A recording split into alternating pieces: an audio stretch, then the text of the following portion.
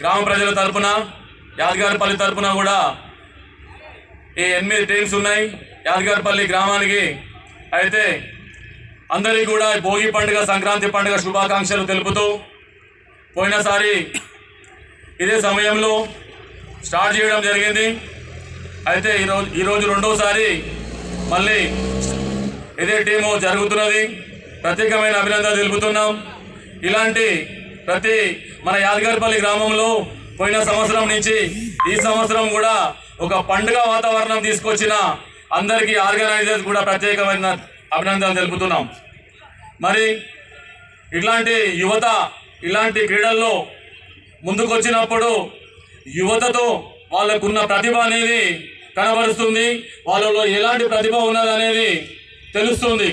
మళ్ళా ఈ క్రీడారంగం అనేది ఆరోగ్యానికి ఎంతో